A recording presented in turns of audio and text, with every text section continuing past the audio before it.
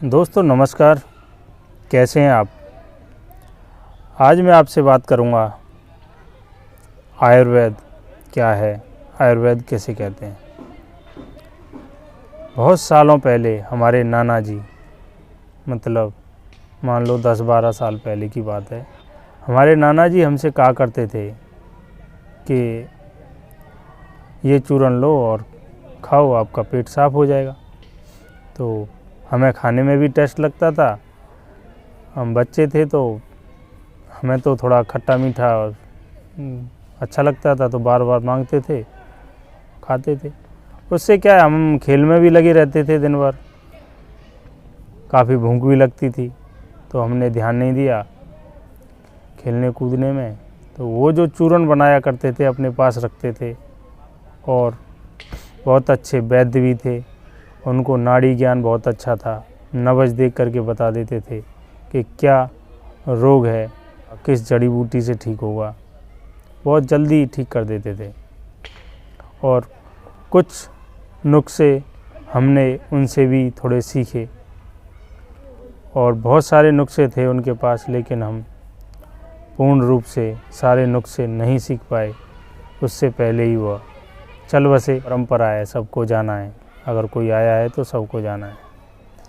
किसी दिन हम भी चले जाएंगे।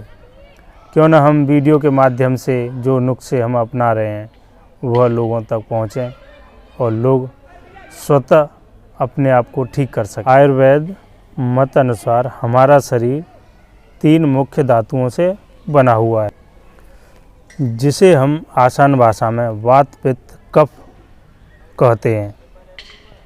जब तक यह तीनों धातुएं अपने स्थान पर समान अवस्था में रहती हैं, तब तक हमारा शरीर स्वस्थ रहता है, निरोगी रहता है। और जब हमारी ये तीनों धातुएं, यानी हमारी जो वात पित्त कफ जो दोष हैं, वह गड़बड़ा जाते हैं, अपने स्थान से इधर उधर हो जाते हैं या कम ज़्यादा हो जाते हैं, तो हमारे शरीर में कई प्रकार के रोग उत्पन्न होने लगते हैं। और हम कार्य तो करते नहीं हैं, बैठे रहते हैं। खाने को अच्छा अच्छा चाहिए, तला हुआ चाहिए, चटपटा चाहिए, घी भी चाहिए, बैठे बैठे रहते हैं। और हमारी जो अग्नि है, वो जो कार्य कर रही है, वो मंदी हो जाती है। और फिर हमारे पेट में जो खाना खाया हम, वो पेट के अंदर ही सड़ते रहते हैं, और बदबू के साथ चिकनाई वगैरह मल जो है अंदर ही पड़ा रहता है और उसी में सड़ता रहता है। और लैट्रिन जाओगे तो लैट्रिन में भी चिपक जाएगा। फिर धीरे धीरे गैस, बदहजमी, खट्टी डकारें। खान पीन टाइम से कीजिए और स्वस्थ आहार विहार जो होते हैं, फल फ्रूट खाइए, समय से खाइए और जल्दी पचने वाला खाइए। नाश्ता टाइम टू टाइम कीजिए, भोजन है वो टाइम से कीजिए। तो हमारे नाना जी हमसे कहा करते थे, हमने ज़्यादा ध्यान नहीं दिया, लेकिन थोड़ा बहुत ध्यान है, और हम किताबों के माध्यम से भी पढ़ रहे हैं, तो हमें नाना जी की बातें याद आ जाती हैं। वो कहते थे कि कोई भी रोग उत्पन्न होता है तो उसके 3 ही कारण होते हैं, या वात या पित्त या कफ। यही गड़बड़ा गए तो कोई रोग तुम्हारे उत्पन्न हो जाता है। ये 3 आप नियंत्रण में रखिए, कोई रोग आपके सामने नहीं आएगा। अब हम आपको बता रहे हैं वात पित्त कफ अगर गड़बड़ा जाते हैं तो आपको रोग का कैसे पता चलेगा। अगर आपका वात गड़बड़ा जाता है तो उससे आपको गैस अधिक मात्रा में बनने लगेगी।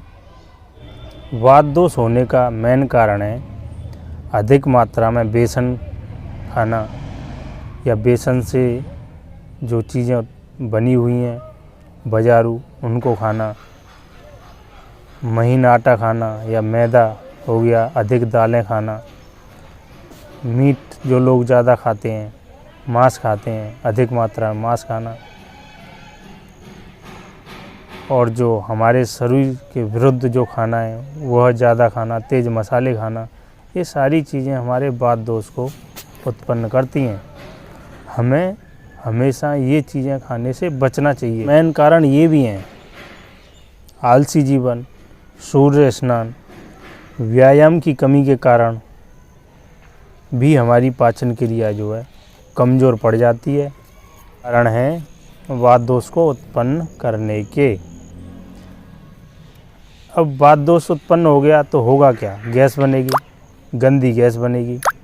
जहाँ जहाँ भी जा कर के वो टकराएगी वहीं पर आपके दर्द होगा।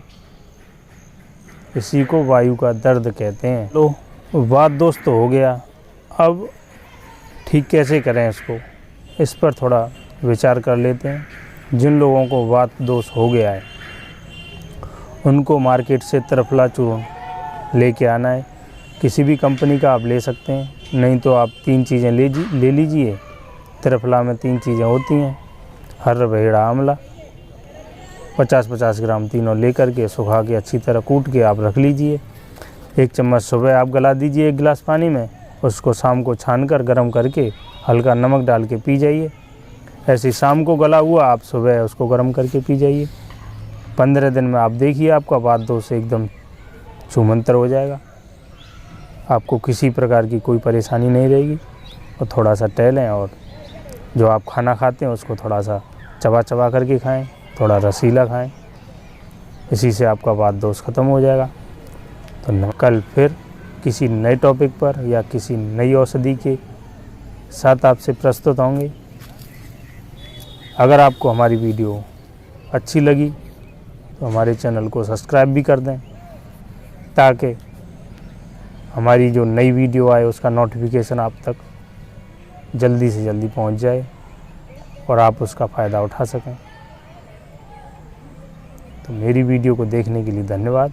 आपका दिन शुभ हो।